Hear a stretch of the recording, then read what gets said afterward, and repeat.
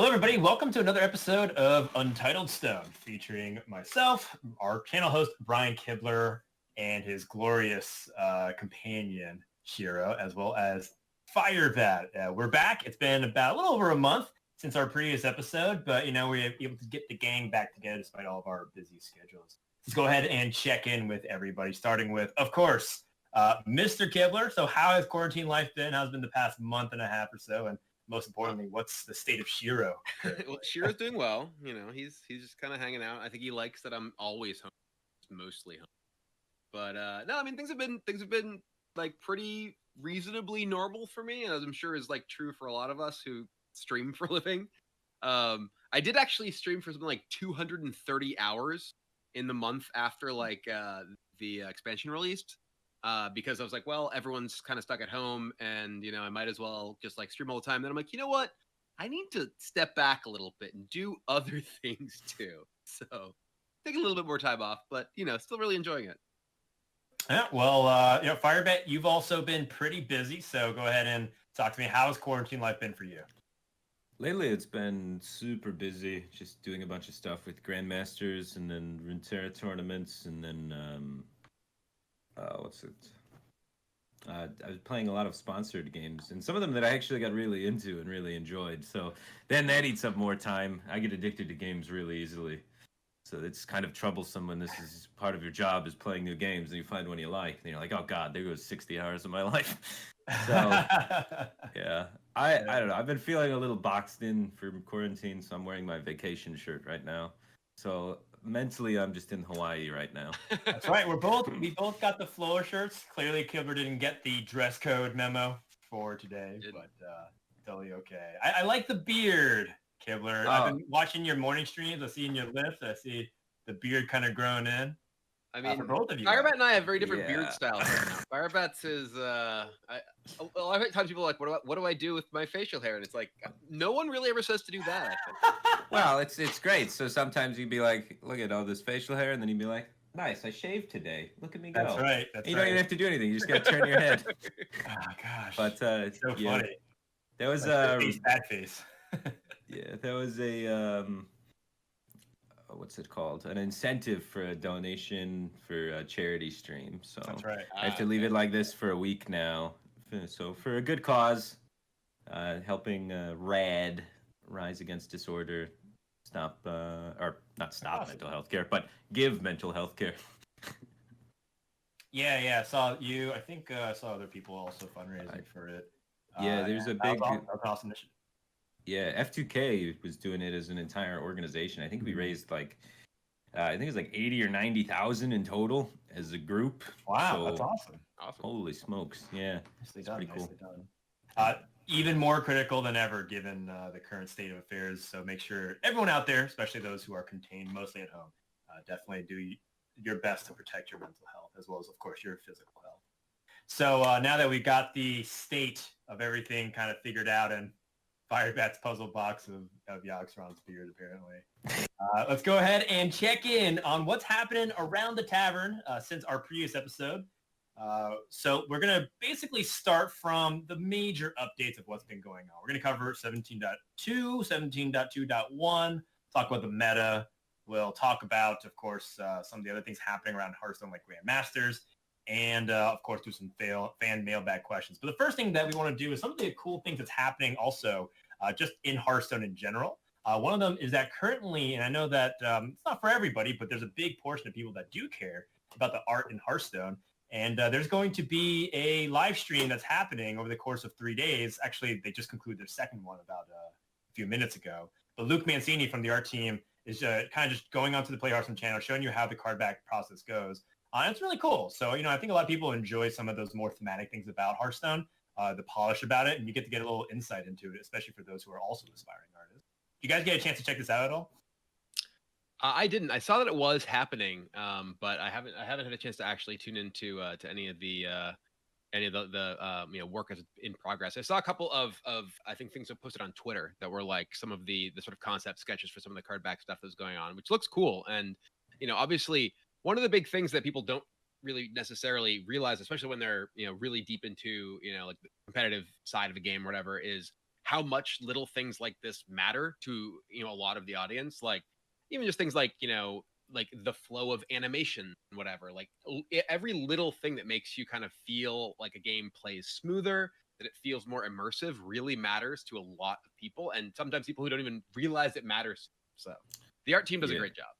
I followed, or for a while ago, I used to fall into the category of people that didn't realize how much it mattered, and then I started playing some of these other card games out there that don't have as much of a nice polish, and I grew a lot of appreciation for the art in Hearthstone, because it actually, I don't know how it does it, but it's just art. So it's not actually like concepts or mechanics in the game, but it actually makes the game feel more fun when the art is just a little bit better and everything flows together, like you said. So it's kind of crazy how important that little stuff is.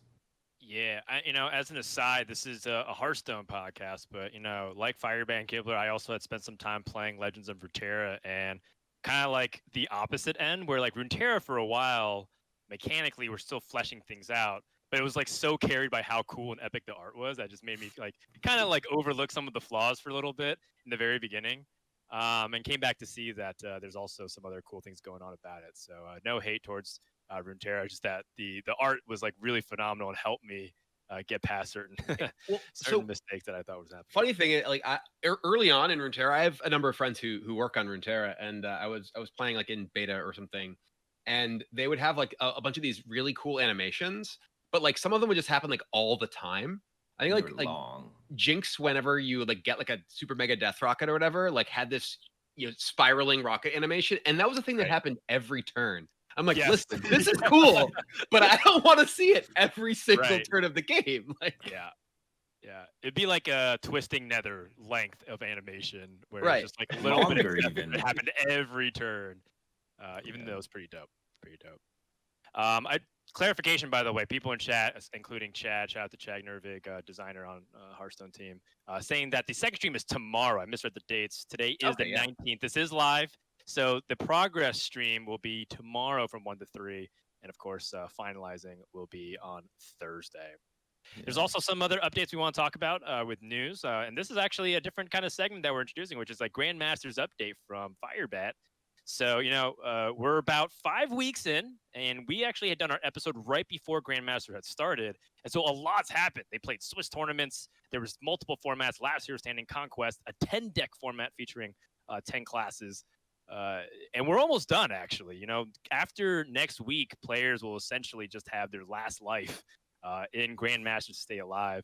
And Firebat's been playing it. So Firebat, talk to me about how Grandmasters season's been going for you. Some highs, some lows, some special things that's been catching your attention. Well, so far, might as well start with the high. The high right now is I'm number 1 in my division. Yeah. The low is that division is Division B. So that part's a bummer. But it's still good to be number 1. So overall, though, Division A, Division B, they still both lead to the same place if you do well. You just got to do a little bit better in Division B, and I'm doing that, so I'm happy about that. The Swiss for me was pretty cool. We got to play a lot more games than we did the previous season just because of, how Swiss works. I lost on tiebreakers every single week at 3 and 4, so that part was a bummer. So I didn't make top 8 any of the weeks due to tiebreakers, so that was rough. Yeah. Well, I guess that first week I didn't lose on tiebreakers. I just got 9th. But yeah, it was not great for me in the Swiss portion. But it was cool that we got to mix up the formats and try new things. I really feel like nobody understood the current meta until after the Swiss weeks were over, which is pretty crazy. Normally the meta gets figured out pretty quickly. Well, like people were still bringing like Control Warrior and stuff like that. Like people weren't banning Warrior yet completely. People still to this day for some reason are not banning Warrior. And to them, I wonder, are you even awake? Like, what is going on? But, yeah, it took us a while to unpack this meta. So I think the Swiss was really cool. It gave me a time to, like, give everybody more time before the round robin thing, where it felt like you kind of locked into your losing position if you didn't understand the meta yet, which was kind of cool. There were also a couple of rounds of balance changes that happened, like, obviously the ones that just happened, but there was, like, one round that happened in the middle of some of this going on, right? Like I think like the altruist change and something else like happened. Yeah. The Demon Hunter nerfs a little bit here and there, but even with that, I think Warrior was still the best deck before the Demon Hunter nerfs. Sure. we just didn't know. We Yeah. just didn't have the technology yet. A big part. I mean, a big part of that I think is that the warrior. I mean, there was some amount of like just refinement of the warrior list, and also like the warrior decks like are much more complicated to play than something like Demon Hunter. Demon Hunter is like super linear, and when it's powerful, it's just like obviously powerful because you just do your thing. Whereas warrior like has so many incremental decisions based on like lackeys and risky skippers and all these things that it's much harder to pilot, I think, quite as well. Which is really funny because as you say that, I think the #1 most misplayed deck probably from Grandmasters is Demon Hunter. Because everyone's just like, oh yeah, it's Demon Hunter. It's so easy. I don't need to practice that. And then they get into some Demon Hunter mirrors, and then things get really complicated with the freezes and when to time the freezes and when to go for extra value and when you need to commit onto the board and when to play around Outreach and how to do that.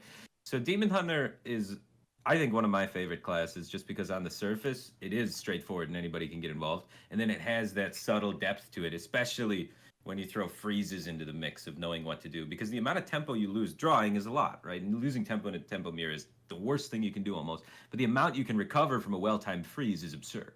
So it can oftentimes allow you to cheat out that draw in spots where you otherwise wouldn't be able to do in other matchups.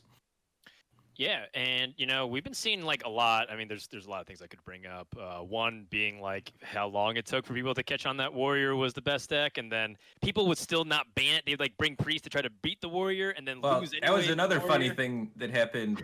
So 2 players, Xananan and Xiao Ti, both hit #1 legend with priest going into the deck submission time for last week. So then everyone's like, priest must be the nuts, and they're all posting on Twitter about how much it stops warrior and never loses. So all these people get convinced that they should bring priest, and then they do the spreadsheet little breakdown matchup analysis, and they're like, my opponent's highest win rate deck against my spread of decks is still warrior. So they're like, well, I guess I gotta ban warrior still. Yeah. So then they're like, well, banned anyways. yeah, it's like priest. You're only bringing priest because its matchups get weighted up so much because it has a favorable versus warrior, but warrior is still favorable versus everything else. So you still have to ban it. So then you're just shooting your own priest in the foot, and now you're looking a little silly. Yeah. So I don't know. I've tried to make it work and tried to make it make sense. I hang out with Xananan, so I have the tools available for one of the best priest players in the world to help me with the deck, and at the end of the day, it doesn't make a whole lot of sense to bring priest usually. Yeah.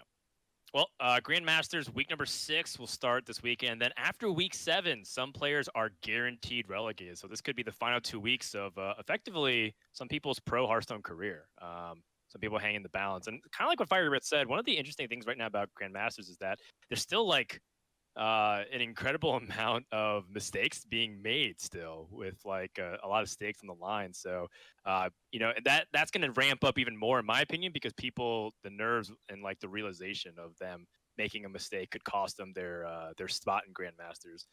It's going to be the case. Yeah. But for now, Firebat is within that safe zone. I think one more win Firebat, and at least you're like in a really good spot to at least avoid relegation.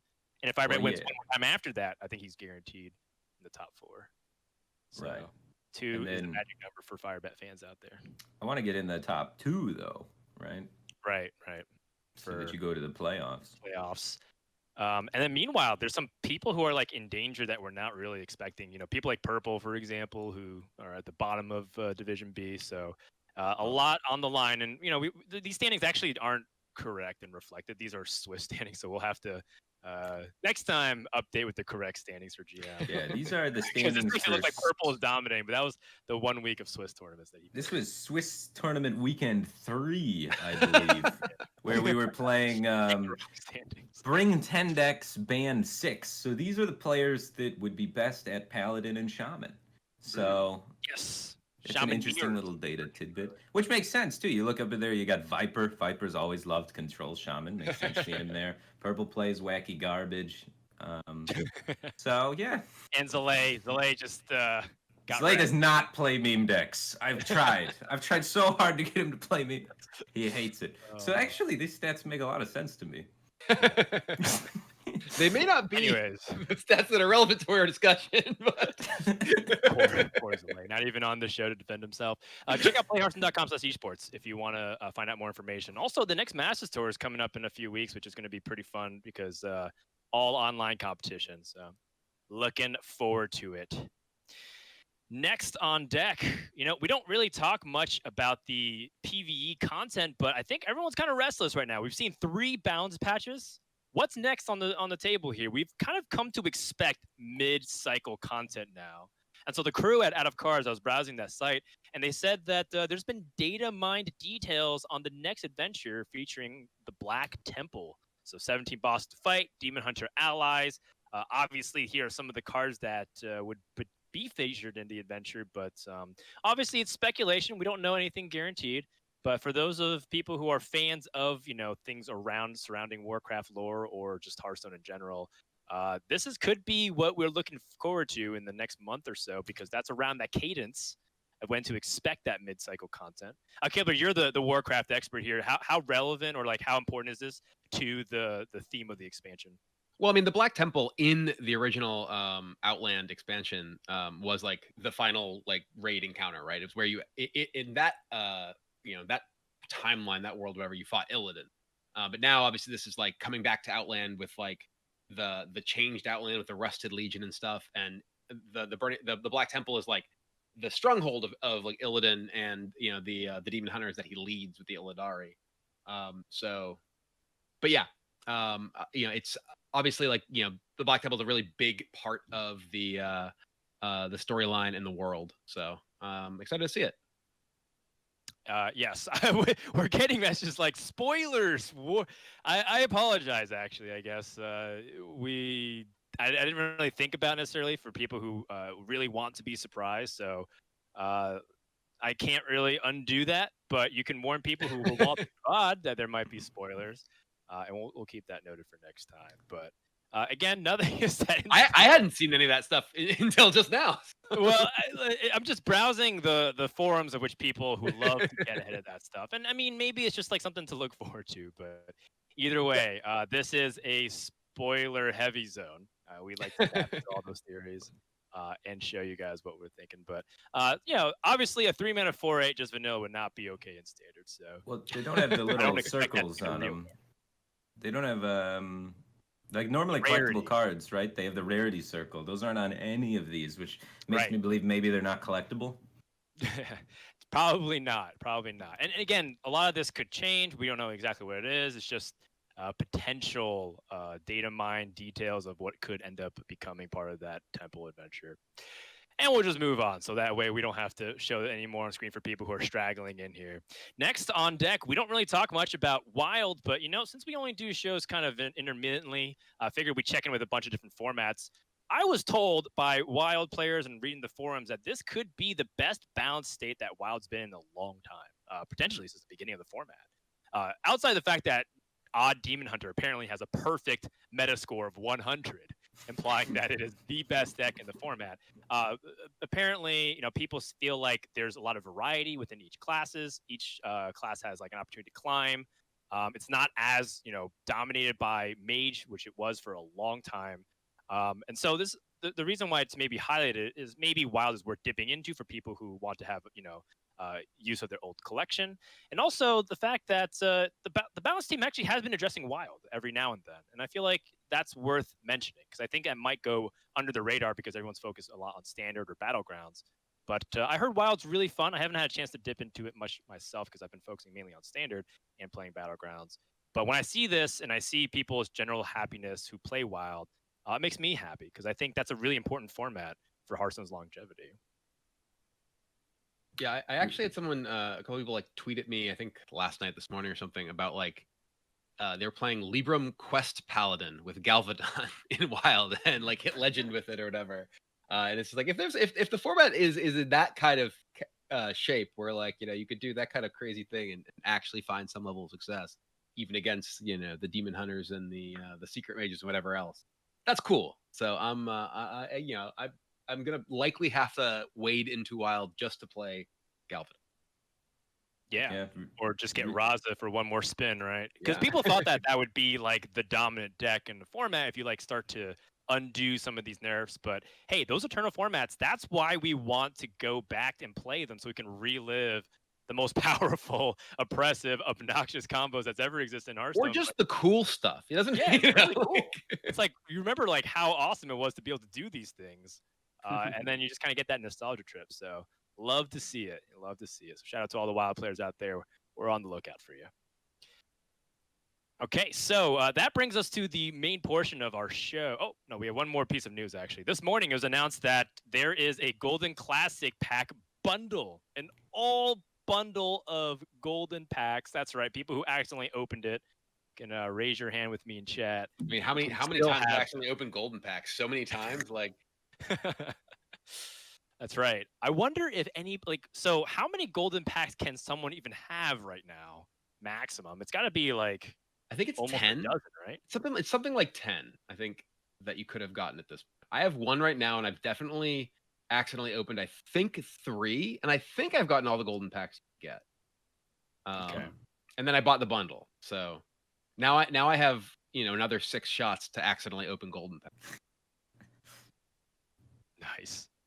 Firebat before the show was kind of like talking about like, oh, is Kibler going to be like jealous because other people have Golden packs and whatnot? It's like, but dude, Kibler accidentally opened his pack, so if anything, he's happy because we all can have him now in our collection. Yeah.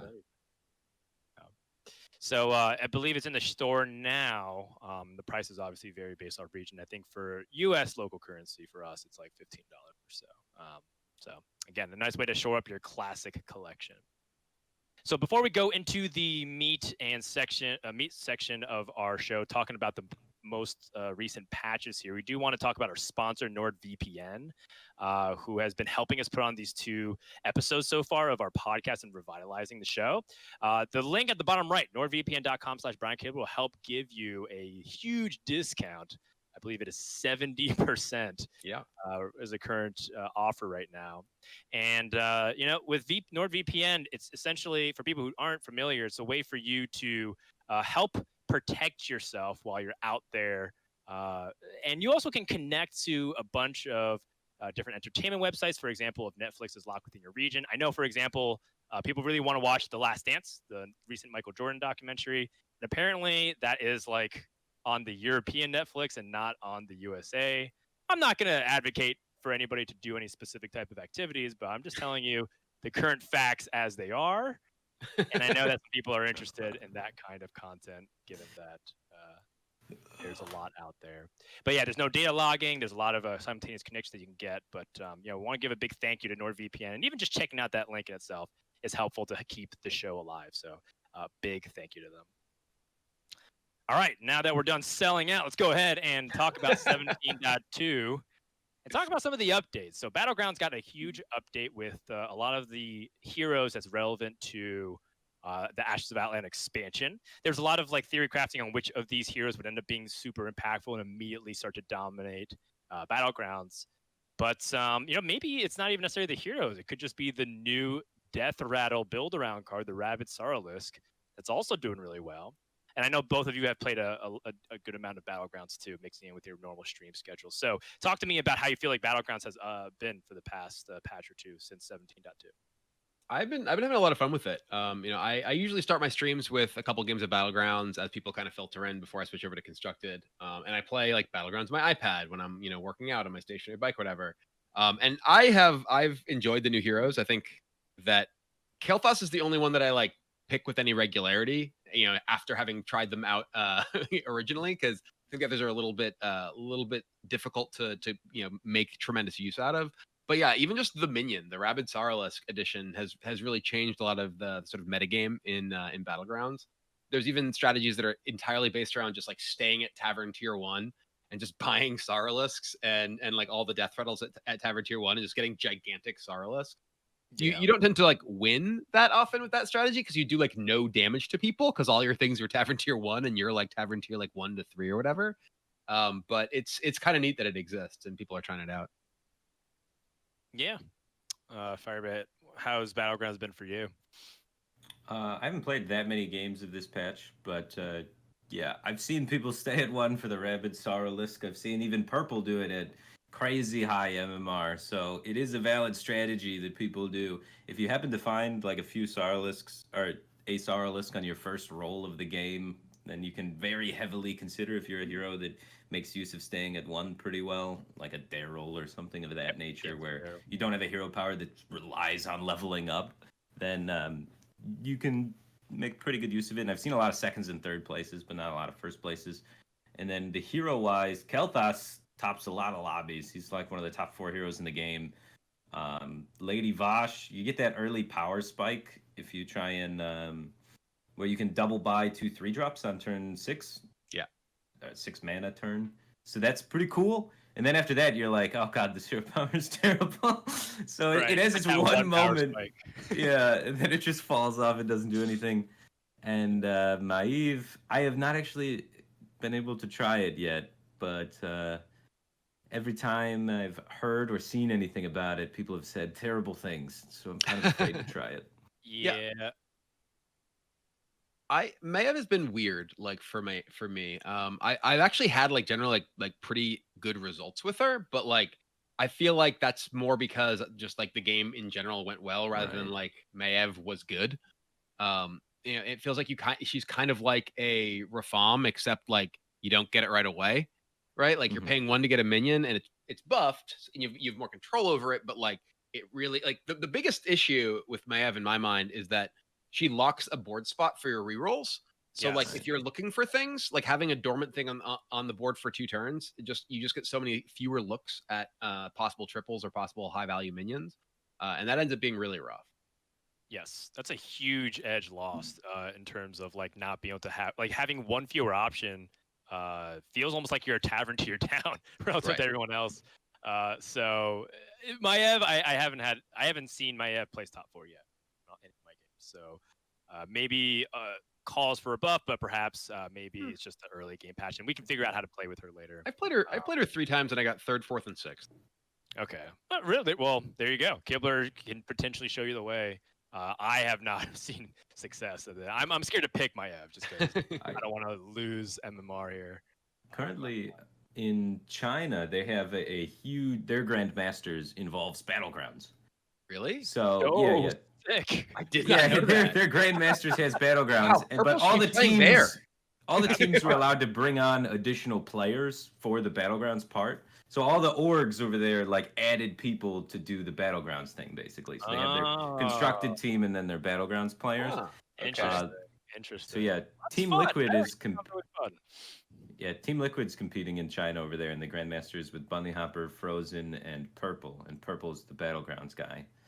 And yeah, he says that the game has he says the game has like tons of depth competitive wise and really enjoys it. So I think he's in first place in points. So yeah, of course he's loving it then when you're doing well. I proposed for all the Grandmasters in their division to play a game of Battlegrounds, and that's a tiebreaker.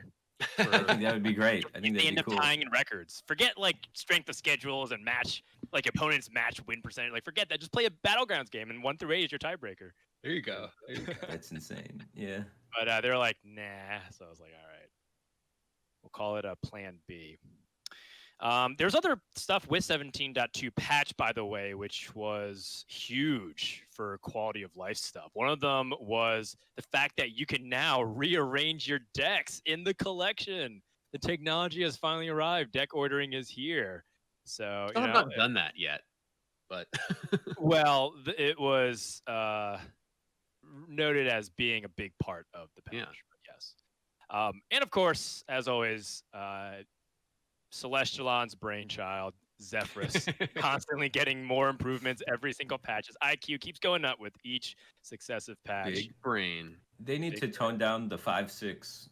It offers that in ridiculous scenarios. The new priest Temple buff Enforcer? card. Yeah, it for some reason always offers Temple Enforcer. I have no idea why. Just constantly.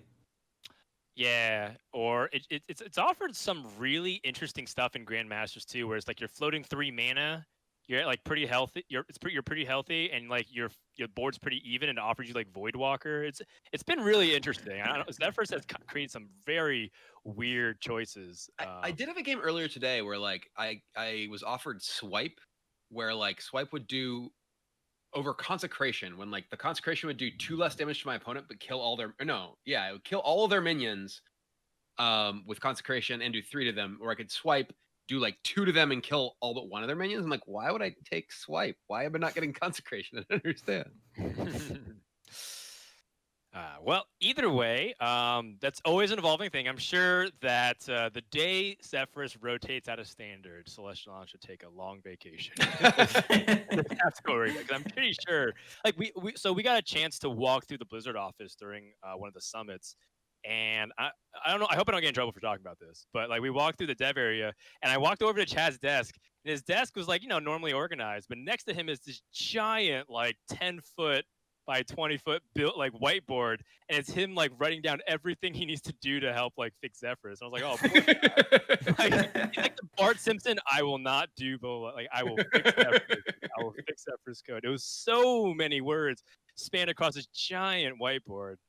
It blew my mind, but yeah, there's a lot that goes on with coding Zephyrus because it's like I think he just manually code like all these situations.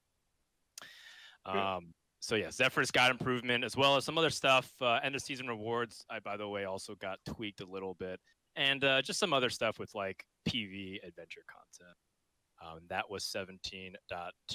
But then we have a patch that came out yesterday with 17.2.1, featuring a suite of balance changes to primarily Shaman, but also featuring some buffs to Paladin through the Aldor Attendant.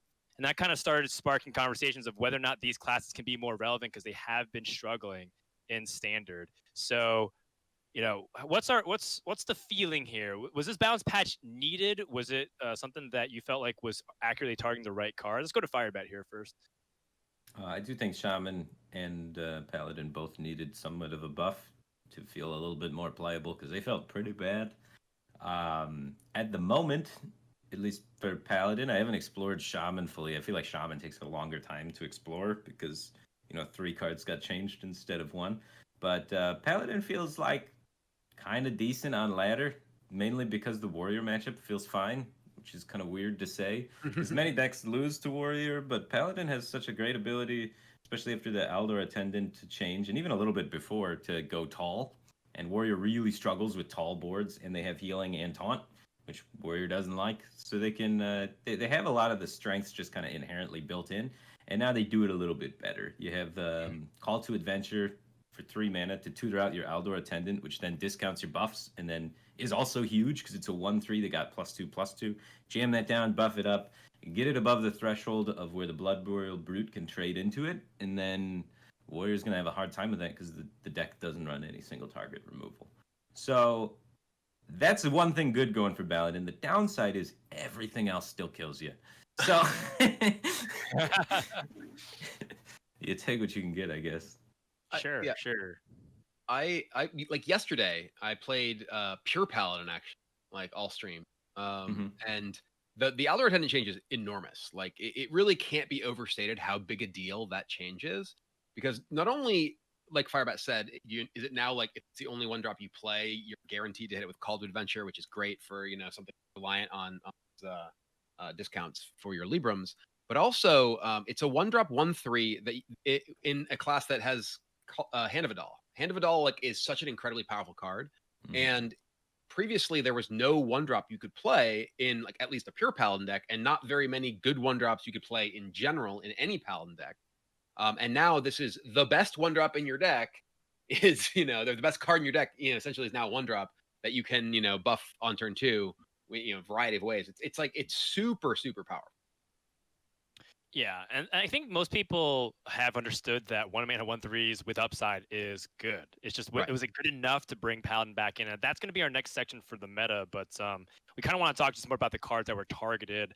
So we talked a little bit about Shaman, how we can use it. There's also some nerfs that we can show, mainly targeting just like the most popular classes and the most powerful archetypes here. So Demon Hunter once again getting tapped, but it felt like people were starting to play less Priestess of Fury anyways, and yet it still got targeted. Were these the right targets in your opinion, Firebat? Well, one of the things about the Priestess of Fury, nerfing that makes Demon Hunter's matchup versus Warrior even worse because you can't run that build to cheat out an early Priestess of Fury. So the things that counter Demon Hunter kind of can counter it better now if Priestess of Fury is omitted, which makes the class a little bit more one-dimensional, which I think is easier for people to grasp how to beat it. So I think that's really impactful still. Even if it's not a card that currently is seeing too much play in tournament format. For ladder, I think it's pretty impactful for Demon Hunter's win rate. And then the runner being changed is going to affect its aggro matchup, so they're kind of hitting it on both sides this time. And now you can't keep this in the mulligan very reliably against another tempo-based deck because it's just such a loss in tempo to play it, where previously the 2-attack would challenge pretty much every minion in the metagame because most people were playing 1-mana 2/2s and 3/2s still, so, and your hero power can make it trade up to kill a 2/3. You probably still play it, but now you have to mulligan it, so now your win rate goes down a little bit because you have less cards that are worth keeping in the mulligan. Are people still playing a lot of tempo Demon Hunter from what you've seen? There's been theory crafts of like what other variants or archetypes that Demon Hunter would play. Yeah, we've been playing mainly just tempo Demon Hunter from what I've been seeing. I don't think that you're going to move away from tempo Demon Hunter. It's such a powerful deck. Most of the time in GM, for me, my opponents have been targeting my Demon Hunter aggressively with like Muzzy had double Sun Fury Protector and freeze guys in Zoo and an Ooze. And like people are just aggressively trying to target Demon Hunter, and he usually gets a win on the first try. So I think the tempo Demon Hunter is very good. Muzzy's Zoo went like 1-5 over the weekend or something like that. I think his Zoo was cool. The Zoo mirror I played versus him, I had to get exceptionally lucky to be able to pull it out. So that would have changed it dramatically for sure. Kipper, talk to me a little bit about like the Rogue and the Warrior cards being targeted here. Actually, hold on. Let's talk real quick about the fact that Hand Buff finally got like the stuff. Too good. Hand Buff was too good. They finally nerfed it. Prison scrapping, but I mean it was a justified nerf, right? I mean, scrapping was just kind of outrageous. Like, you know, the if you look at the difference between having scrapping in your opening hand and not in like decks, whatever, it's just like this enormous gulf. You know, you had these decks that were just playing all kinds of garbage just because, well, you just want to play a bunch of cheap stuff, bunch of chargers or whatever, because, you know, whatever you give +2/+2 to is going to be like incredibly powerful. So I actually think that both these nerfs are pretty justified, and the hand buff nerfs, both of those created board states that like were very difficult for people to deal with, especially in the case of like Scavenge Ingenuity. Well, I mean, both of them. Scrapping's more like you're creating big wide boards, but like not having Spellbreaker anymore, right? Like makes it difficult to have like, oh, you just play a big buffed thing on like turn 3 or 4 or whatever. And both of these, also hitting like rush things / charge things ends up being just like a bunch of damage to face that can be pretty frustrating as well. Yeah. And I mean, I saw Gallon, one of the Grandmasters from America, saying that he thought that this would almost potentially kill off Hunter. I'm not sure if that's actually the case since Highlander Hunter is super popular right now. I've been running into a lot of them, or even just Dragon Hunters, but it definitely was one of the best cards in Hunter, Scavenge Ingenuity. Highlander Hunter is probably the most popular deck I played against yesterday all day. Yeah. I've been running into a lot of that, even after the nerf. The deck that it really hurts is the aggressive hunters, like the face hunter deck with the tutors for the Stone Tusk board. Because now all of a sudden, your Stone Tusk board is a 3/3 instead of a 4/4. It just dies to every removal. Whereas previously, it did not die to the removals. So that +1/+1's a big break point there. And you just do less damage now for making it equal 30. So that's going to be a little bit harder because that deck was already cutting it really close. Yeah. Let's talk real quick about Rogue. I think everyone kind of understands that Warrior's power level was super high, so this just helps tap it a little bit. I think Warrior will still be the #1 deck by a pretty big margin. Like these changes, I think that obviously the powerful thing about like Blood for Mercenary is mostly the thing you're copying. This does make it so that like just playing something like turn 2 injured Tolvir or Inner Rage on something into just Bloodthorn Mercenary as a tempo play in the early turns. I think in general, this change is going to help the players that did that realize that that's bad, stop doing that, and then improve their win rate. Like it's buffing them actually. Where that's a good thing to do. But yes, yeah. It's like no, don't do that. Do this other thing instead. Yes. But yeah, the rogue changes. I do think these are two of probably the most frustrating rogue cards. Like Shadow Jeweler, it's just like your opponent will play it and you're like, well, I can't possibly kill this. It's a 1/5. Well, you're not supposed to kill it most of the time. The amount of times I've seen people kill that, and I was like, What are you doing? You think I'm just gonna sit here playing secrets, losing tempo? Just develop the board and go face, man. But then Blackjack Stunner, I actually, the most frustrating thing about Blackjack Stunner was always like, you just get something bounced and you can never play it again. Obviously, just like they're, just the raw tempo of bounce it costs 2 more. But now, like, you're far less likely to have, like, it has to be literally a 10 drop for it to be unplayable if you bounce with Blackjack Stunner. Whereas previously, it's like someone could Blackjack Stunner your Alex Straza, and you're like, well, damn, like, I guess that's gone forever kind of thing. And now you can't do that, which is a pretty big difference. And it's going to make it way less good versus Demon Hunter, because previously you'd Blackjack Stun or something, and then you'd be like, ha, you can't outcast from that side for the rest of the game. Yeah. So that was a bummer. So that helps Demon Hunter a little bit in the rogue matchup. Yeah, well, overall, I mean, it's kind of created an interesting post-patch metagame because a couple of new things have been surfacing. So let's go ahead and talk about that. Which is just what we've been seeing, our first impressions of the meta. So usually what we try to do is compile deck lists from each class and just kind of show some of the what people have been climbing the ladder with. So, usually we go alphabetically, so we're going to start off with Demon Hunter. One thing that I saw people playing even before the patch was Highlander Demon Hunter, and I actually specifically they call out Firebat as being a person that even tried to help pioneer this concept. So Firebat, talk to me about Highlander Demon Hunter. Is it a viable way to keep climbing there? Because I've seen some people get to top 20 legend with it. Yeah, I think it's a viable way to play the deck. One of the biggest advantages of any sort of wonky or wacky Demon Hunter is they're going to mulligan for the hard aggro Demon Hunter, because that's what everybody else is doing. So you get some percentage points right out of the gate just queuing up the deck because they don't expect it, and it's a different angle. So it's always really cool to try and explore classes that have a set in stone way to do something and then do something completely different, because you're going to get percentage points just for doing that. And Demon Hunter has a lot of very powerful cards, and we all know the Highlander cards are very powerful. So it kind of just works out. You try and play whichever the best cards are and have like a tempo Highlander-y game plan. Yeah, and it just turns out that because when you play Tempo Demon Hunters, there's just like a handful of games where you lose the early game, and you just have to kind of rely on these late game combinations to burst your opponent down in 2-3 turns. And it feels like this deck can do that while giving it even more range in the late game. So I definitely like it. Like Demon Hunter is surprisingly a very good defensive class, which is kind of odd. It's just good at everything, man. I mean, one of the things, like, and this is something I talked about, like when Demon Hunter was first revealed, was that like Demon Hunter doesn't really have bad cards, right? Like you even though they have a relatively like limited pool of cards compared to other classes, all of them are good. So like only being able to play one of each of them, it's like, all right, all the rest of them are still good. Like they don't have like a ton of their power in like a card or whatever.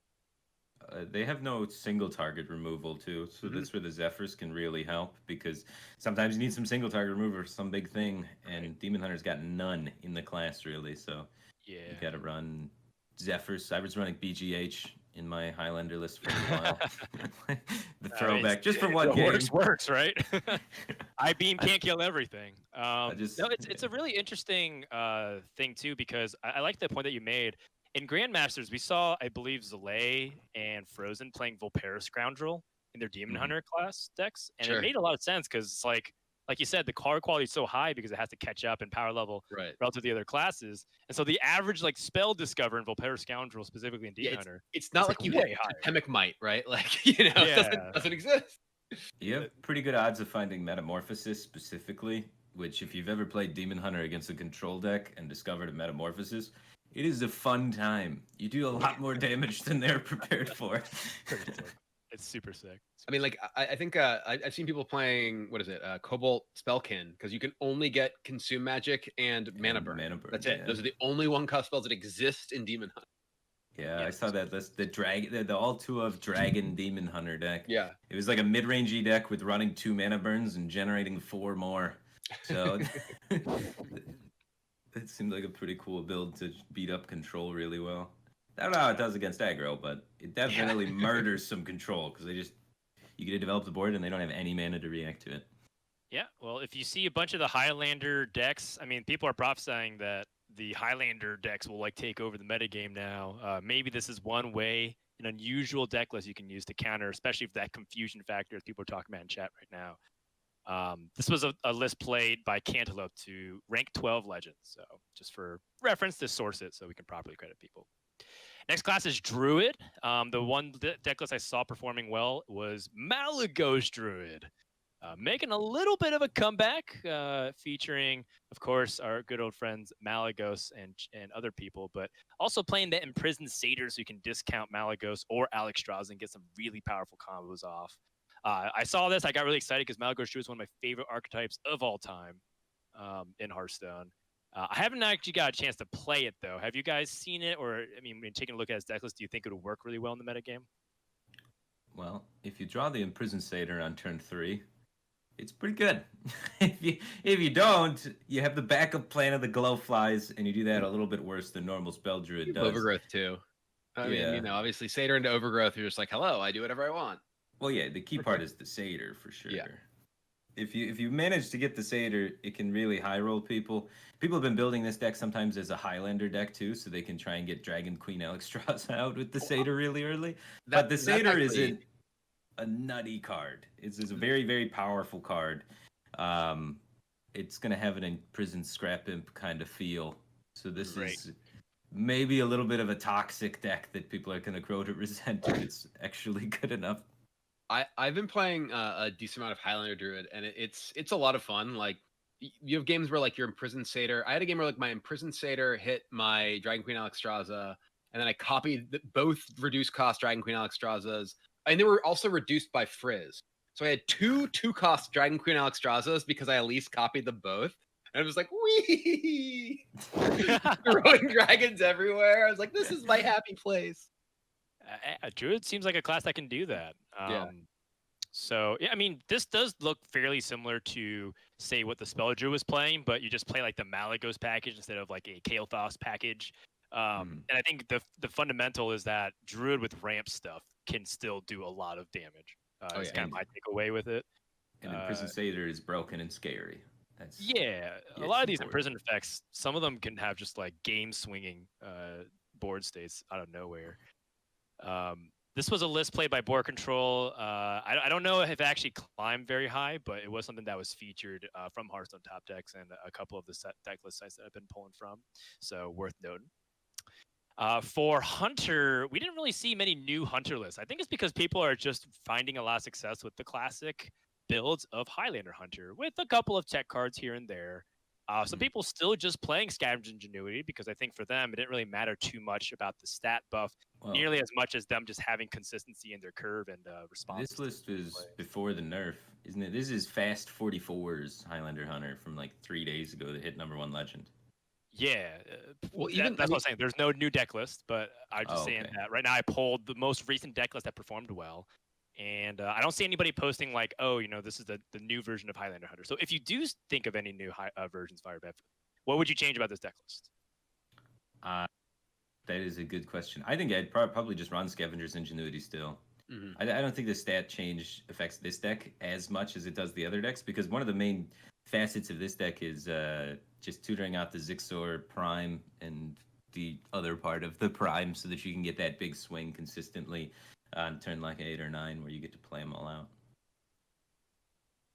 Yeah, it only has like a few actual beasts in it. You know, you have like either you're just getting like a quick phase stalker, right, which is good. Like having a phase stalker that's hard for your opponent to kill. Even if it's, you know, a 4/5 versus a 5/6, still very powerful.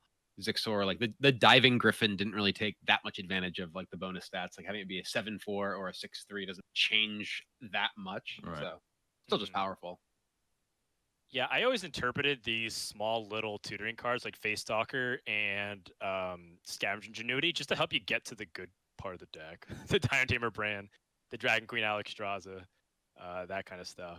So I imagine it's very much the same game plan. And as we mentioned, Highlander Hunter has been performing very well. The most popular deck so far in the metagame after the balance patch. And also, if you just kind of take aggregate data sites on the surface, the highest win rate. But I think that's largely because a lot of people have Highlander Hunter.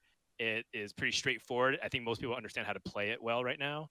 And it's just powerful to punish people who are brewing. You know, when Kibler's playing his control shaman decks, Highlander Hunter can just maybe run it over if it just has a really good curve. So I think Feel so called out right now.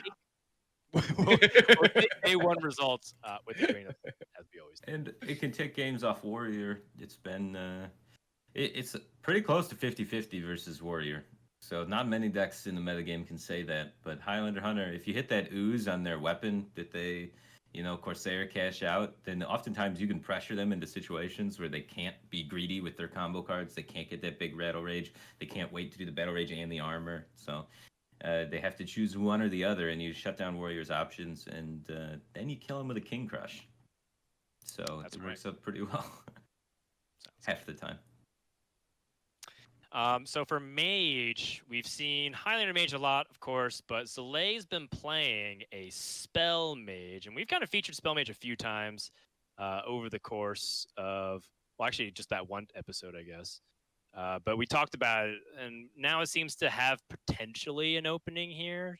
And I know, Kibble, you've played a ton of Spell Mage over the course of the expansion, so talk to me about where you think this deck currently sits. I haven't played that much Spell Mage recently, and a big part of that, I think, is it has fallen out of favor to at least some extent compared to the Dragoncaster decks. Like the Dragoncaster Puzzle Box or Dragoncaster, Power of Creation / Deep Freeze, sort of really had a surge of popularity. In part because, like Dragoncaster on Deep Freeze against like Demon Hunter, right, is like incredibly powerful because you just keep them frozen. They can't really do that much. And also Dragoncaster on the box is hilarious.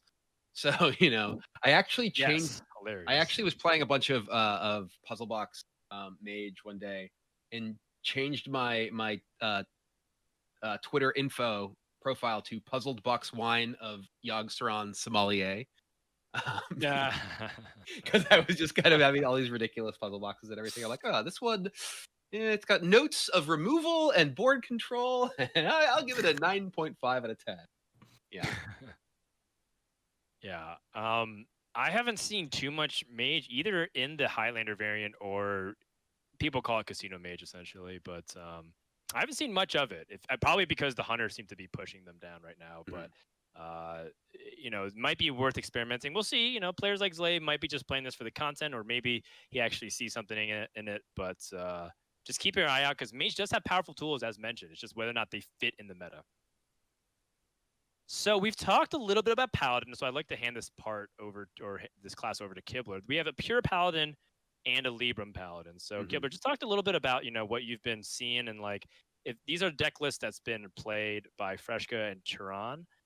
Just tell me what you like or don't like about it so far.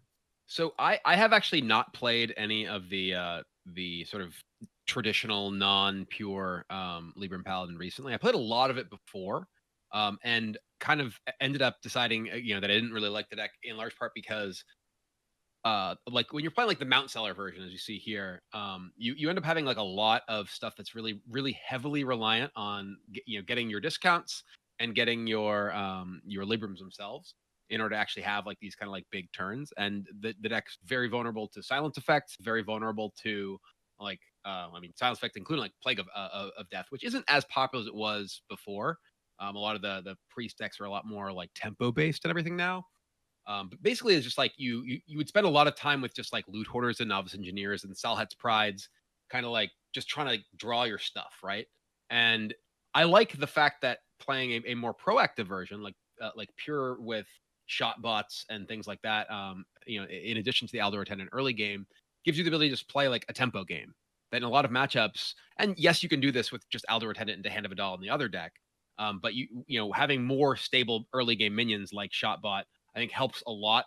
And Lightforge Zealot is just awesome as a tempo card. That's like, I think like a lot of people like look at Lightforge Crusader and they're like, oh, like it's it's not that good. Why would you play pure? It's like, well, Zealot is so good in a lot of matchups. Getting a True Silver Champion plus an additional body just gets you ahead and like can push a bunch of damage or a fight for board control really effective. Yeah. So how many games have you been able to play of it?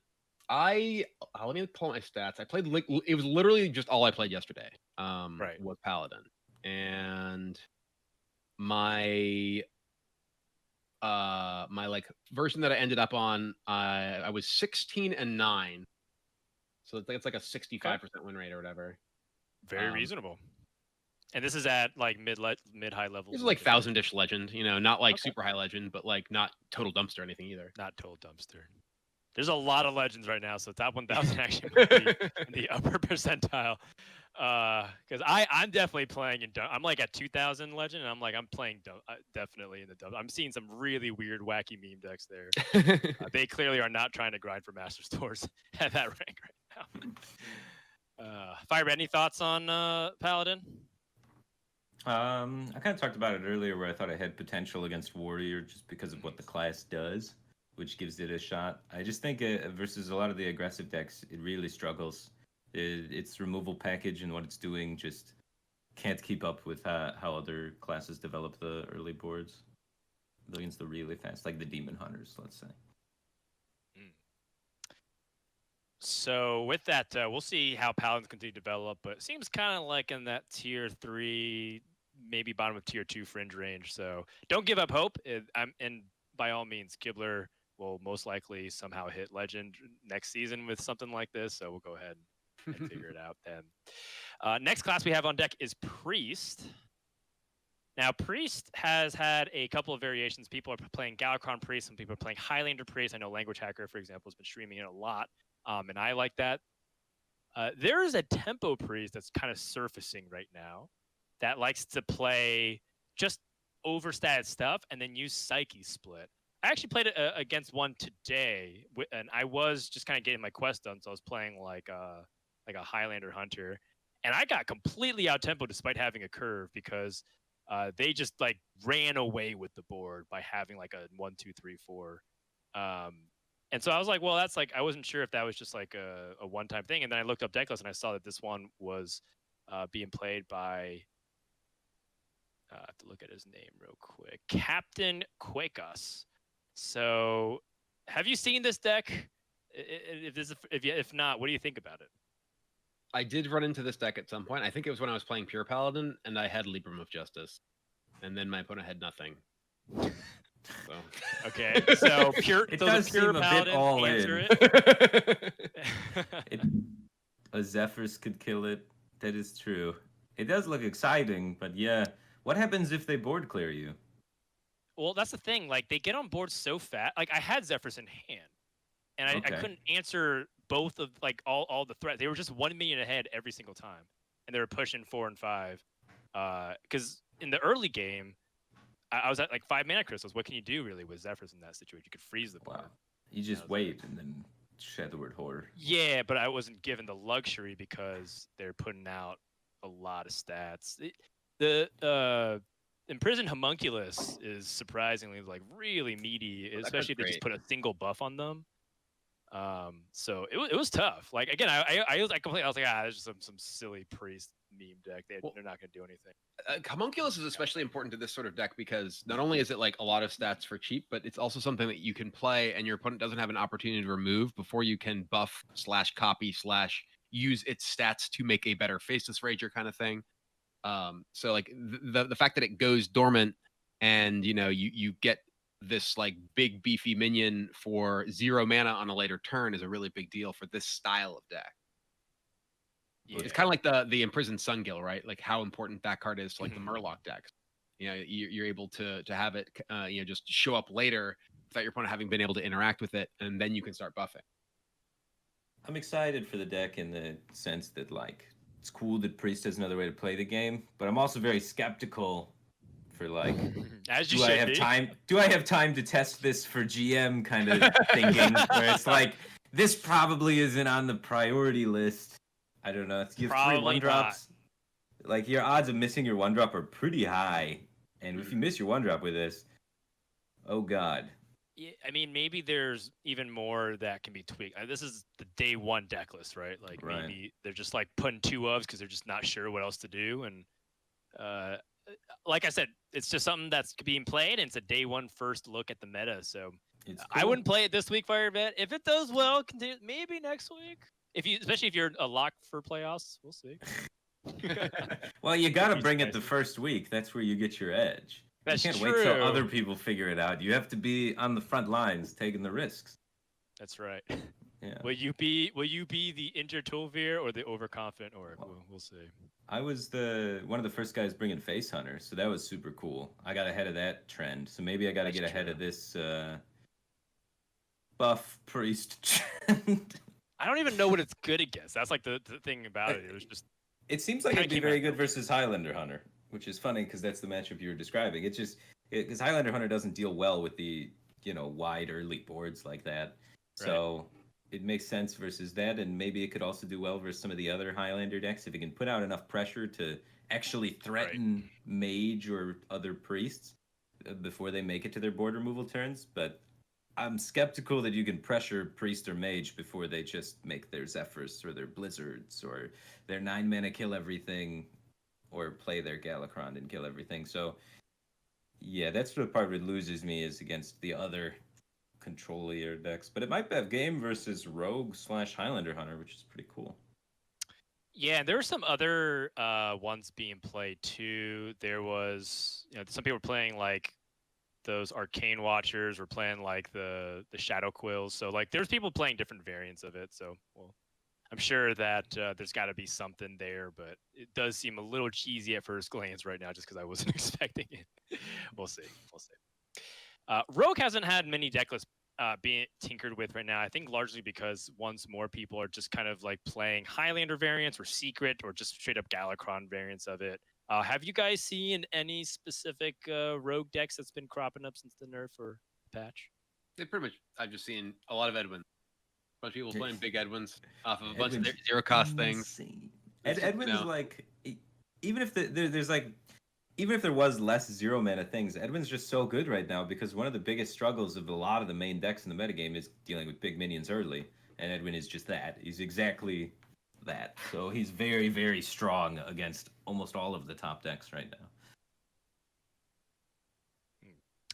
Yeah, I mean, for the most part, Rogue's game plan still kind of stays the same, which was, game plan number 1, try to win with big tempo like Edwin, and game plan 2 is like grind them out of resources with a bajillion lackeys. The funniest thing about the Rogue for Grandmasters is the Faceless Corruptor inclusions. I don't know if you've been watching that, but from week to week, they've gone from like 2 Faceless Corruptors everybody was running, and then some people are running 1, some people are running 2, some people are running 0, and then everyone goes back up to, or everyone is 1 for some reason, then everyone's like, oh, it's terrible, we're all cutting it, and now most people are back at 2 again. So I don't know what's going on with that, but I've really gotten a kick out of just watching people struggle figuring out how many Faceless Corruptors they want to run.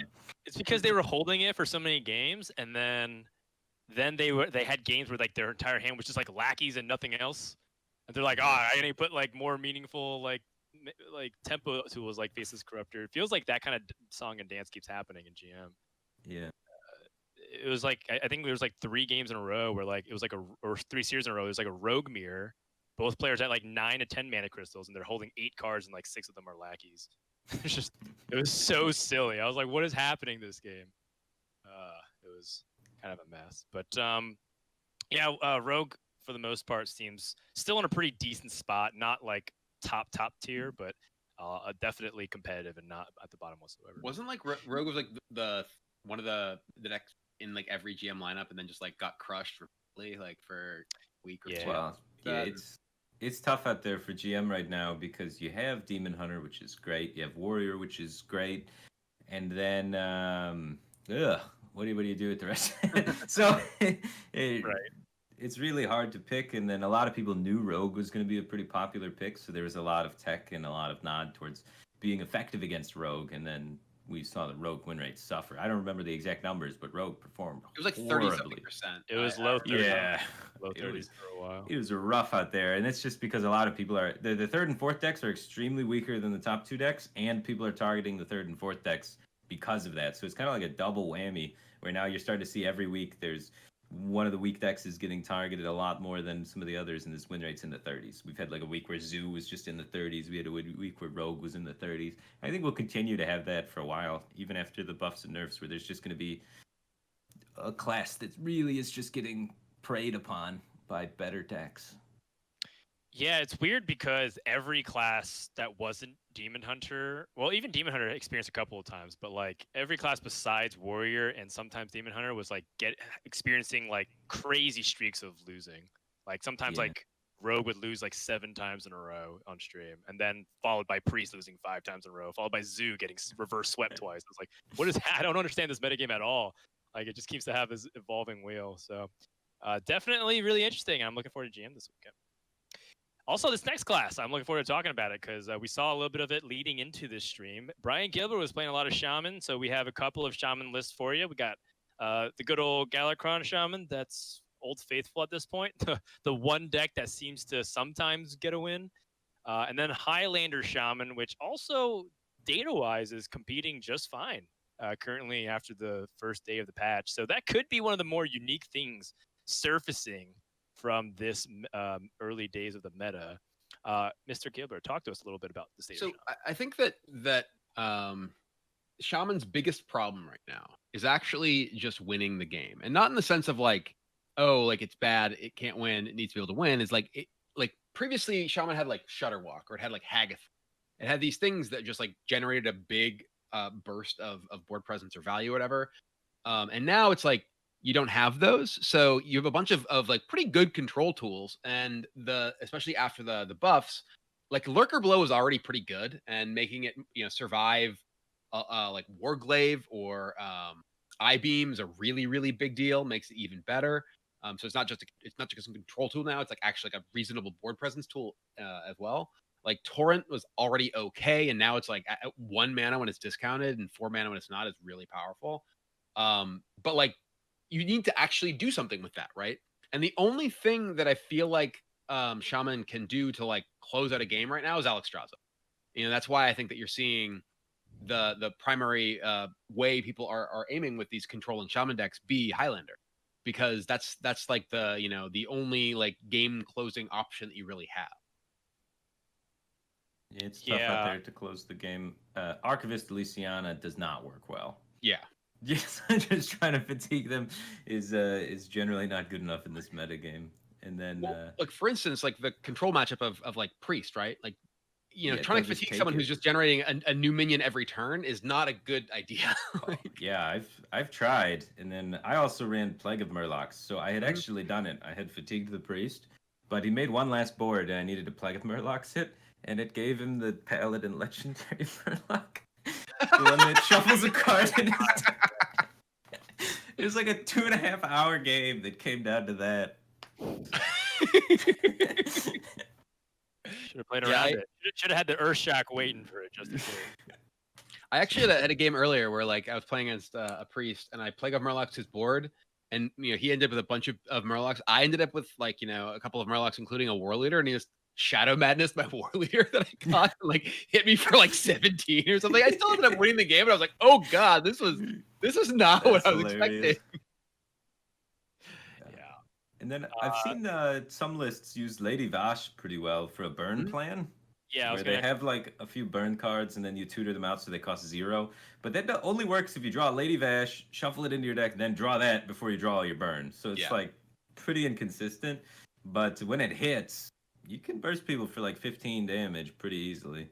You know what also can burst people for a lot of damage? Alexstrasza into Malagos and what is the I got Alexstrasza into Malagos and like the Storm whatever, the +2 one, the Shaman one. And I was just like, I'm just gonna I had 2 lightning bolts. I'm just like, I hit you for 22 or whatever. Easy. Yeah, I mean, Shaman has to come up with some really nifty ways to win the game, and even then it's not really consistent. But the Highlander Shaman, I mean, maybe that's what Zephyrs is, right? It is supposed to be that win condition. So I don't know how good it is. People are playing it. Data says it's reasonable. So only time will tell. But go ahead, and for people who are big fans of control-ish Shamans, like Viper, definitely give it a spin, see what happens. Or Wire. I know Wire will always come up with something like that. Our final 2 classes, Warlock and Warrior, again, not too many decks surfacing, so we just kind of pulled the most recent, highest performing decks because, you know, we hadn't done the show in a month. So for specifically Zoo Warlock, we've seen that do really well. We've seen Galakron Warlock.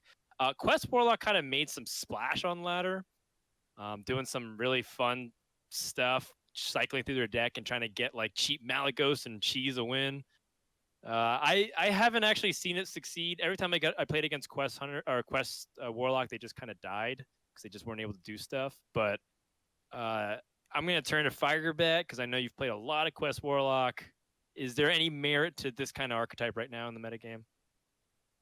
It's fun. It's a pretty good merit to it. I think the biggest issue is the damage combo isn't really enough. I was playing Priest and fatiguing it. So if your OTK deck gets fatigued by control decks, that's not good. So that's one of the biggest downsides, I'd say, of the deck. It needs more damage by a little bit here and there. But it is pretty cool, and you can do some pretty fun stuff against aggro. It's got a ton of healing, like an absurd amount of healing compared to other builds of Warlock, which is really fun. Yeah, specifically that interaction with Aranasti Broodmother and Sense Demons. And then you just like plot twist it back. I've seen someone heal like 20 in a turn one time. It was pretty silly. So there is a lot of healing potentially in this deck, which does make it fun. Keebler, I know you're a big fan of Quest Warlock as well. Any commentary there? I mean, I like the old versions of Quest Warlock where I made crazy boards and did stuff with Rafam and whatnot. I'm not a big Malagos blow you up kind of guy, but yeah, I mean, I think that the ability to complete the quest super early with like plot twists and everything, and like having the backup plan of Alexstrasza, Dragon Queen Alexstrasza, can just like your opponent is like playing some deck that can like out heal you or whatever, and it's like, well, sometimes you just like beat that with whatever you get off of Alexstrasza thing. But yeah, not exactly my style of deck, even though it is plot twist. Fair enough. Warrior, I don't think we need to spend too much time on it. It's just a straight up Enrage Warrior. Do you change anything about this deck? This is more of the tempo variant that median people were climbing a top 10 legend with Firebat. Yeah, this is the Warrior deck that you play if you're trying to beat some of the decks that try to beat Warrior usually. You get that extra top end there. So you'll probably see a lot of players bring this to GM, and then it's going to get banned anyways. And if they were targeting Warrior with Priest or something, they're like, oh god, now I have to deal with this, and they're terrified. So that's probably also a little bit of the story with why we saw some Warriors banned by Priest players, is because they were encountering this exact list, because this list rose to popularity right before that deck submission time. So yeah, it's a pretty solid build. I think it's pretty good for ladder, especially if you're expecting Priests. And then you can also play the Terran build. Is also pretty good. I think you should probably just run Grom. For a while there was like Terran or Grom, which one's better? And I think Grom is better. I think we've established that. Just that being able to have the burst is so essential. So I think you definitely want Grom no matter what. I think he's core now. But the Deathwing and the Captain Greenskin are your tech slots where you could flood in Terran or something else. Right. The Terran Gorfing and the Serpent Egg combination specifically. But yeah, it seems like it's pretty straightforward. Warrior took a small hit, but not something too significant. I still expect them to be one of the top class of the metagame, if not the top class, just because it does everything, which what you want your best class in the game to do. So with that, we are going to do our final segment. Oh man, we're already almost done with the show. I just feel like we just got started here. We're going to do a fan mailbag. We usually have skipped this a lot in the past, but hey, it's a special episode because we don't get to do it very often. So before we posted, Twitter announcements. So we took some questions from Twitter. We took some questions from the Reddit thread. So we're just going to go ahead and fire some off based off what we got. And let's go ahead and ask the panel. So Asian Zing asked, if you guys could buff a Paladin card from the classic or basic set, which card would it be and why? And they talk about the classic set for how weak it could be for Paladin. I want to turn to Kibler since you spent a lot of time with Paladin recently. I don't know. I mean, a lot of people know my philosophy regarding classic and basic set, that it's like, I care more about it just not being the same thing all the time than about like, and certain, certain classes having a little bit higher or lower power. I actually don't think the Paladin classic set is necessarily like that bad. It's obviously gotten weaker with like, the equality nerf, which was a pretty huge nerf. It's pretty funny looking at equality next to like Libram of Justice after they buffed Libram of Justice. It's like, you could either have equality or you could have equality, you and a weapon to kill something with. Also, this one can be reduced in cost. To 0. Yeah. So it's like, what? But I do think that it's, again, more important that you don't just have like Quality Consecration being a cornerstone of every single Paladin deck forever, because they both exist in the classic set. And, just another opportunity for me to say, I think that a better solution than just like, buffing or nerfing things in the classic set is to revisit and actually rotate and change things in the classic set more often. That's my answer. Okay, fair enough. Firebat, what would you change in the classic or basic set? I think one of the issues with the classic and basic set of Paladin is that it was shaped around Divine Favor. The class has like 9 1-mana cost cards in classic and basic, which is way more than every other class by like a huge margin, because they're expected that when they originally made the classic and basic set, you had Divine Favor. So you'd play all your 1-cost cards, you'd Divine Favor, and then you'd refill your hand. So it made a lot of sense and they work together. Now all these 1-cost cards are just stranded because you're like, well, this card's kind of cool, but I can't run it unless I have some effect that allows me to compensate for the lack of card advantage that happens by playing all these 1-cost cards. So I would like to see either some sort of card draw element that makes sense for them to be able to run these 1-cost cards, or a change to some of these 1-cost cards. Make some of them, have a beefier effect and cost more mana to compensate, because Paladin's not a draw-heavy class, really. Like, they have a little bit of draw mixed in, but they can't really make usage of a lot of the cards, and that just feels sad. Yeah, especially since, Christology and other cards that rotated out, so Paladin's definitely not nearly as good as they used to be in the card draw. For me, I think I would just maybe cheat the question a little bit and just remove the secrets from Paladin. I know it's kind of core to some of what they do, but Paladin secrets have never really been like a thematic thing that made a lot of sense to me. They're usually supposed to fight very honestly and upfront with a lot of stats. And I always thought that I think like cards like Air Raid make a lot more sense in like a core Paladin concept. It always kind of weird that like Druid was like the best token summoning, or like Paladin, which is supposed to summon a lot of armies, don't really summon a lot of things. So I'd probably like redo that secret package and then give them more like ways to get onto the board a little bit quicker with small little weenie dudes, and try to pressure that way. So that's probably the way I would rework or buff the Paladin Classic set, since it'd be more thematic. Thanks for the question, Asian Zing. Let's pull up the next one. Welp XD says, how do you feel about Ashes of Atlan as a set excluding Demon Hunter? In other words, how are you liking Ashes of Atlan for the original 9 classes? So, Kibler, why don't you go first?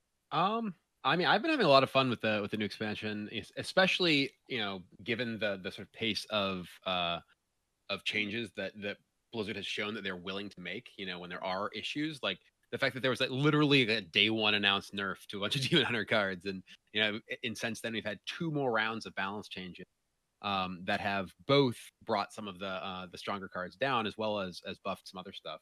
So I've been generally having a lot of fun with it. I think that I haven't really played much Rogue. I think that's the class that I've probably played the least, because Rogue seems to have like the least neat new stuff. It's mostly just like additional Galakron stuff with maybe some secrets thrown in. It doesn't feel like it plays that differently, and I really miss Test, so I haven't really played Rogue anyway. Rogue is hard, man, with all the discovers and the lackeys and stuff like that.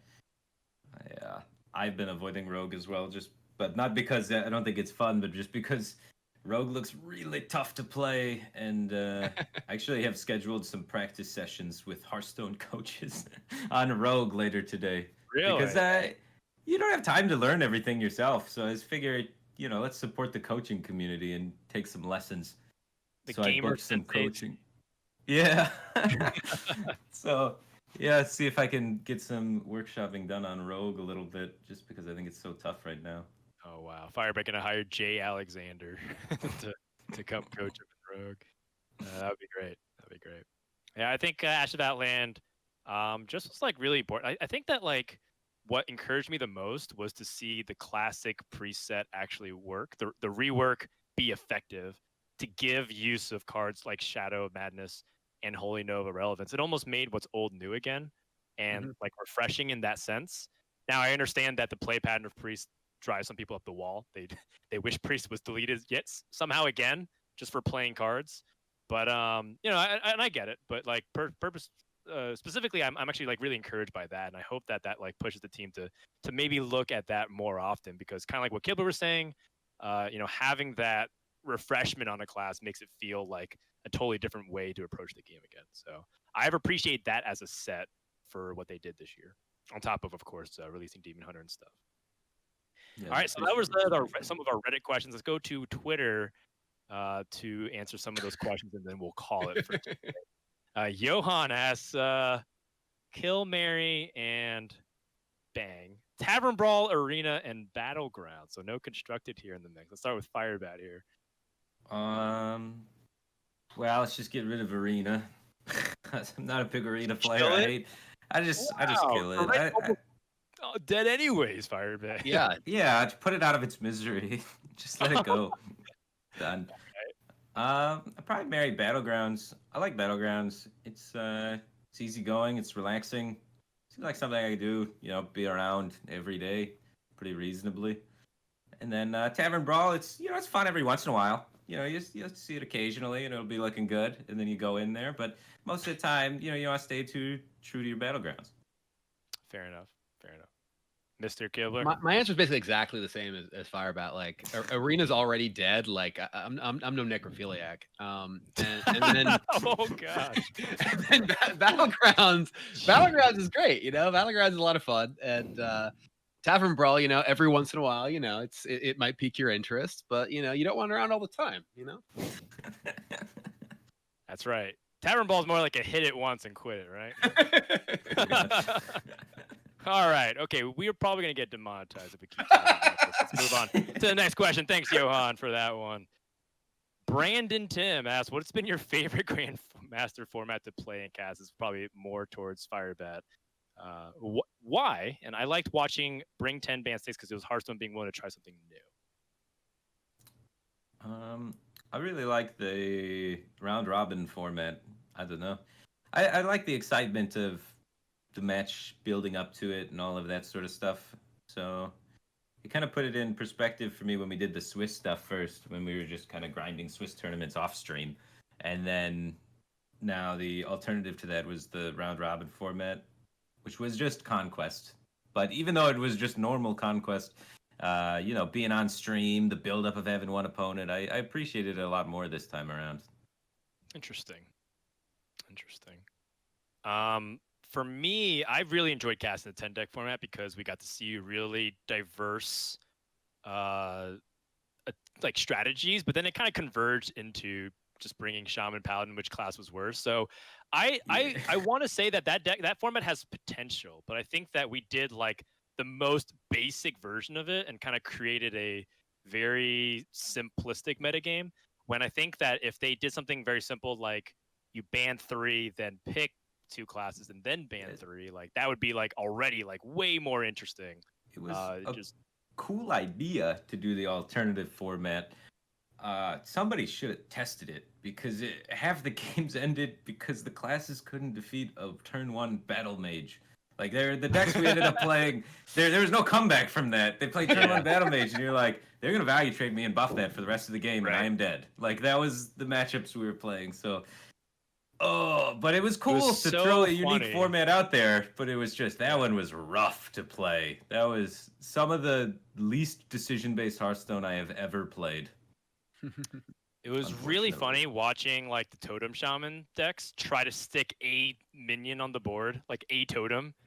And like when they couldn't, they just had like 7 or 8 cards in their hand by turn 4 that just couldn't play because it was all like totem-based stuff. Yeah. It was really, really funny to watch. But yeah, I like that they experimented. Definitely could use some innovation. And we have a couple more. Robert Cole asks, Blizzard already told us a new game mode is coming. Assuming you don't already know, are you hopeful for a new format entirely, like standard or wild, or something completely different like Battlegrounds? Let's go to Kibler here. I mean, I think that something like Battlegrounds, is more compelling to me than just like, another way to chop up your cards. I mean, if it were something like, no format in the sense of like maybe, you can play 2 classes or something like, that becomes like pretty interesting in terms of like, creating a very different kind of experience than like, it's like, because like right now, for instance, like the sort of, I don't know, block arena formats where it's like, this is using Whispers of the Old Gods and Naxxramas and this. It's like, all right, like, for Arena, I get it. You want to just have the card pool change, so like and combine it different ways with different experience. But I don't know, like if that feels like a cool enough thing for an entirely new game, right? What I really want to see is I want to really see a deck building game like a Ascension kind of thing, where Go you build on. your deck gradually over the game, and it shuffles back in. Those kind of games are pretty cool. Slay the Spire, but versus another player. No, go back to when you're talking about Ascension. I mean, that's kind of what Dungeon Run is, but it's like a long. I want a multiplayer dungeon the run. cooperative deck building. No, you're against the other guy. Oh, okay. So you guys both... they actually did do a tavern brawl that was like this. Yeah. And it was wildly unpopular because it was very slow. Also, because I think it was the one where you started with like 5 chickens and like 2 coins or something in your deck. It was like, and then, like every turn you discover a card check. And it's also like easy to screw yourself. Like if you just pick bad cards and stuff, you're just like, oh, this isn't anything at all, kind of. So. Well, yeah, I think a tavern brawl is probably a difficult spot to introduce that kind of game, right? Because it's kind of complicated for players who've never played one before. But I think deck building games are not that hard to grasp once you've played one. Like once you've kind of gotten introduced to it a little bit. I think most people figure it out. Like Battlegrounds is kind of a deck building game. Like when you think about it, like the whole auto battler genre. Someone asked me recently, like, what do you think about these? Like compare them to like deck building games. I'm like, well, they're kind of the same, right? The whole idea of it is you have X resources that you're using to like build your rather than it being a pile of cards, it's like a battle, army in play or like on your bench or whatever kind of, depending on what version you're playing. Yeah, but it's a little bit different because in like Battlegrounds, you're managing buff slots and buffing the minions on the board. And then in like deck building games, you're managing the amount of like card draw you have towards like combo-y related things. So it's same kind of concept, but in like a different way for sure. Yeah, I mean, I prefer something completely different as well because I think one thing that Hearthstone does really well is their main format. And having slight variations just feels like, well, I'd rather just kind of play like constructed standard. And I think I get that feeling when I play like Wild. I get that feeling when I play Arena. I kind of just want to play constructed standard of Hearthstone instead of like this version of it. I think that Firebat was like on the right line of things. Like I think one of the biggest things that could ever happen for Hearthstone is to find a way to play 2v2 some capacity, or like to do something like that, something like kind of crazy. Because I think one thing that still kind of lacks in this game is the social element of it, and I think that Battlegrounds does a pretty good job of making you feel like it's a social thing. Because I get to see emotes of my opponents and like in the little match history bar thing. It's pretty fun to see that kind of stuff. So I would like to see something that would encourage more social interaction and more like dynamic stuff. But obviously, I think just throwing out random ideas. I don't know what the game mode is, but I'm looking forward to see what they got. They did say, by the way, that they wanted to make it so your collection matters more. So we'll see. We'll see. Thanks for the question, Robert. And our last one for today is from Hearthstone Dad.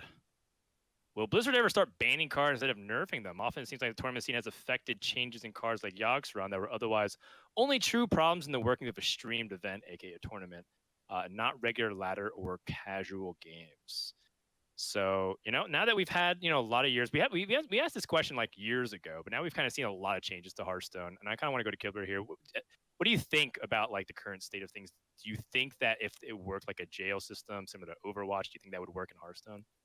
I mean, I could imagine having like tournaments or tournament series that exclude certain cards or sets of cards or whatever. But I would doubt that they would just, if there's a card that was viewed as problematic, that it would, to an extent that people felt like it shouldn't be allowed in tournaments, that they would want to remove it from tournaments and then have it be the same on ladder. Because if someone loses that card on ladder, they're like, why is people allowed to play this card on ladder? It's banned in tournaments. It creates kind of a feel bad thing like on both ends of it. I don't really see like, excluding it just from high level tournaments as being, a solution that people will be happy with in that kind of case. I mean, they have, for instance, like they just full on rotated Gen and Baku a year early because those were a big enough problem. They're like, well, there's no way you can really change these. That was effectively a ban. Right. And that's kind of like banning them, right? Like when they Hall of Fame cards, that's, obviously it's not like from tournaments specifically, but I don't imagine that they'll have like that kind of differentiation of like these cards are just not allowed in our tournament play, but they are allowed everywhere else in the same effective format. I just don't see that being. Yeah, and also someone in chat actually pointed out they actually do ban cards. I think like Whizbang and Zale were always like on Those that. are sort of cards, though. That's the thing. Like, it's also I weird to me. mean, technically, it is banned, right? You're not Yeah, allowed to play those. So it's true. It's true. yeah. I think that there might be, but like I don't think it needs it. I think honestly, like Hearthstone is perfectly fine how it operates. I think there's like a need for that in paper card games a lot of times. If you like are part of that community, you can really understand why ban/restricted lists are really important. But in Hearthstone, I don't think like we need to. We can capitalize on the digital space, and the team's been much more active in balancing, as seen by the third balance patch in a month. Right. That they are much more willing to tap here, and I appreciate what Ixar said. Is that I made a comment on Twitter saying like it's the Hearthstone team has come a long way, right? Years ago, like maybe it was just like 2018, where it was like by now at this point of the cycle, maybe we get like a balance patch for a few cards that would change like one mana crystal or attack. And now we're like kind of seeing a lot of changes. And Ixar replied that says like, hey, we're adapting with the times. Like the player base they want stuff like this. So we're trying to just like see how players react and act accordingly. So Well, yeah, and I think one of the key points that he did make there too was that like the needs of a newer game and the needs of a well like established game over time change, right? Mhm. And that like you have especially like an entrenched community that's more tolerant to change, less like likely to flee when something is different when they come back for from a week away or whatever like that. That's right. That's right. All right. So with that, we have finished all of our questions, and that brings us very sadly to the end of this episode. It's been real fun. I always enjoy putting this on. So let's go ahead and get some final words and thoughts, starting from Firebet. Final words and thoughts. Well, glad to be back here doing the show again. Fun as always. Pretty happy for all the tournaments and stuff that are going on. I think the constructed metagame's pretty fun right now. That's right. It is really fun. Normally, again, people in chat asking like, why is there no gameplay segment? We don't have it for today. Just couldn't have everything ready for it in time. But perhaps next episode, give you a reason to tune back in, because next time maybe we will have those Who Meme Reigns Supreme segment. Now, final words from Mr. Kidler.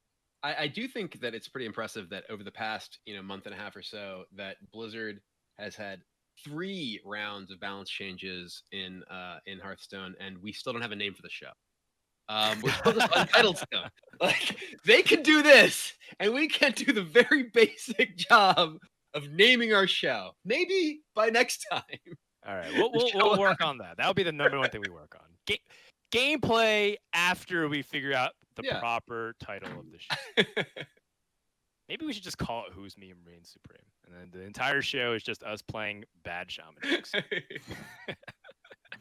So that does it for us. My final words, of course, is to tune into Grandmasters this weekend, just to find out what's going to happen for people like Firebet, as well as for the coming weekends. The Hearthstone esports team works really hard, and as much as some people may interpret the YouTube move as something that they disagree with, I think overall that doesn't take away from the fact that the team's putting on a very large production effort from a remote position, and that's really difficult. So even just tuning in for a little bit will help support the scene. If you love Hearthstone, definitely check it out.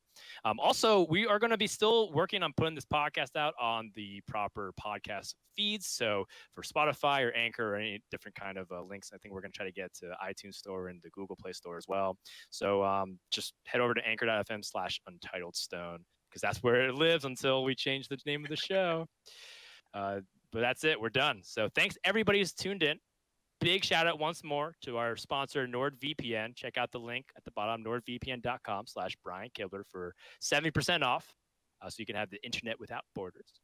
And also, hope see you guys next time. So that's it from Frodan Kibler, Firebet. Appreciate you guys tuning in, and we'll see you next time for more Hearthstone.